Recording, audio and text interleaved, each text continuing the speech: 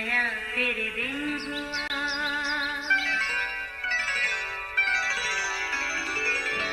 نیا پھر دن ہوا، پرانی رات کا کرے سو شکر ہم خدا کی ذات کا، خدا کی ذات کا نیا پھر دن ہوا۔ آج کی آیت، سو آؤ ہم وہاں جا کر ان کی زبان میں اختلاف ڈالیں تاکہ وہ ایک دوسرے کی بات سمجھ نہ سکے، کیونکہ خداوند نے وہاں ساری زمین کی زبان میں اختلاف ڈالا اور انہیں تمام روئے زمین پر پراگندہ کیا۔ پیدائش 11واں باب 7ویں اور 9ویں آیت۔ عزیزو، دنیا بھر میں بے شمار بولیاں یا زبانیں بولی جاتی ہیں، یعنی ہر ملک کی اپنی ایک زبان، پھر ملک کے ہر علاقے کی اپنی اپنی بولی۔ اکثر لوگ دوسرے علاقے کی بولی کو سمجھ نہیں پاتے، مگر ہمت کر کے سیکھ لیں تو کچھ بھی مشکل نہیں۔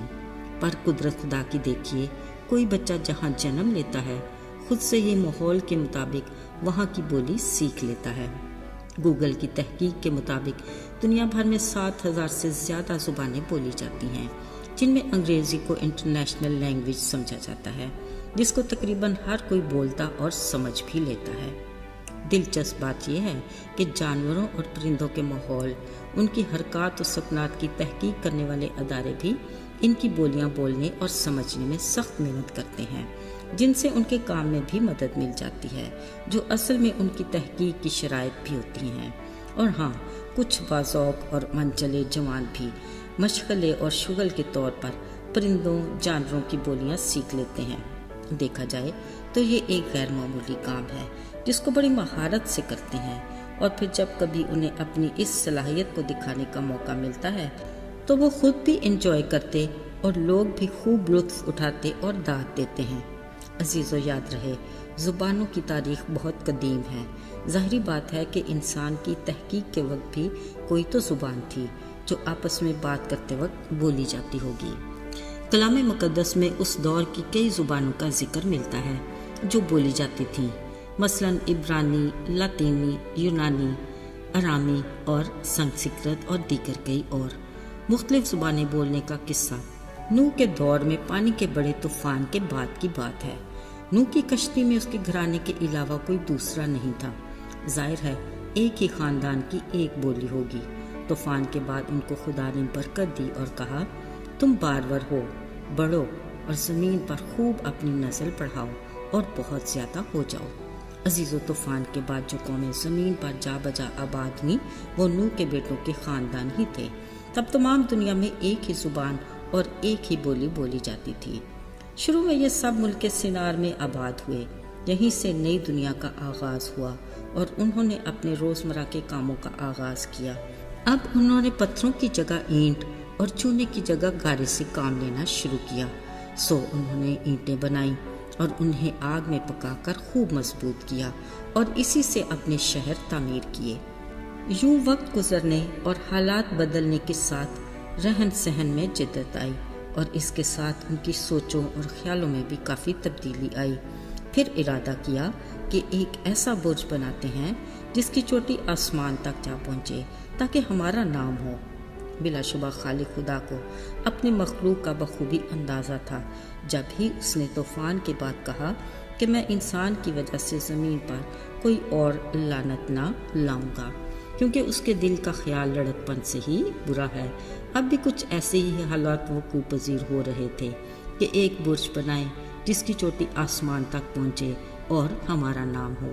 عزیزو، اگرچہ کچھ ہی عرصہ پہلے پانی کے طوفان کے واقعہ میں انہوں نے خدا کی خدائی کو دیکھا، سو خدا نے ان کے اس ارادہ کو ملیا میٹ کرنے کے لیے پلان کیا کہ ان کی زبان میں اختلاف ڈالا جائے تاکہ وہ ایک دوسرے کی بات کو سمجھ نہ سکے۔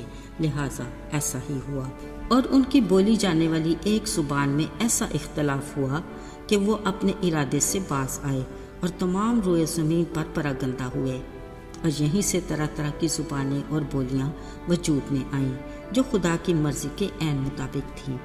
عزیز و خیال رہے، اگر ہم انسانوں کی ایک بولی میں اختلاف آیا تو تو اس کی کوئی وجہ تھی جس میں ہمارے ہی لیے بہتری اور بھلائی ہے، مگر یاد رہے خدا نے اپنی محبت اور معافی کی زبان کو تمام انسانوں کے لیے ایک سا ہی رکھا، تاکہ مختلف بولی یا زبانیں بولنے والے انسان خالق خدا کی محبت کو حقیقی طور پر جان سکیں اور معافی کے پیغام کو اچھے سے سمجھ سکیں، تاکہ کوئی بھی کسی وجہ سے اس کے فضل سے محروم نہ رہ جائے۔ اس کے منہ کا کلام یعنی بائبل مقدس گوگل کی تحقیق کے مطابق 3138 زبانوں میں ترجمے کے ساتھ ہر ایک کے ہاتھ میں موجود ہے، تاکہ ہر کوئی آسانی سے اس کے کلام کا مطالعہ کر کے اپنی زندگی کے لیے رہنمائی حاصل کر سکے۔ عزیزو، اس کے حکم کے مطابق تمام دنیا میں انجیل کی منادی کی خوشخبری کی راہ میں کچھ بھی رکاوٹ نہیں۔ بطور مسیحی ہمیں اپنی ذمہ داری کو پورا کرنا ہے، تاکہ ہر گھٹنا اس کے حضور جھکے اور ہر زبان اس کا اقرار کرے کہ یسوع خدا کا بیٹا ہے۔ خدا کی اس بڑی آفر کو ہر کسی ملک تک پہنچانا ہمارا فرض ہے، تاکہ ہر کوئی اس سے مستفید ہو، کیونکہ خالق خدا کسی کی ہلاکت نہیں چاہتا بلکہ چاہتا ہے کہ ہر کسی کی توبہ تک نوبت پہنچ جائے۔ لہٰذا ہم کوشش میں سستی نہ کریں، روحانی جوش میں بھرے رہیں اور خداوند کی خدمت کرتے رہیں۔ آئیے دعا کریں۔ اے رحیم مہربان خداوند، ہم تیرے بے حد شکر گزار ہیں کہ تو نے ہمیں ہلاکت سے بچانے کے لیے اپنے اکلوتے بیٹے یسوع کی جان کا کفارہ دینے میں بھی دریغ نہ کیا۔ ہم اپنے گناہوں کا اقرار کرتے اور پورے دل سے تیری طرف رجوع لاتے ہیں، ہمیں قبول کر۔ یسوع کے بابرکت اور مقدس نام میں مانگتے ہیں، آمین۔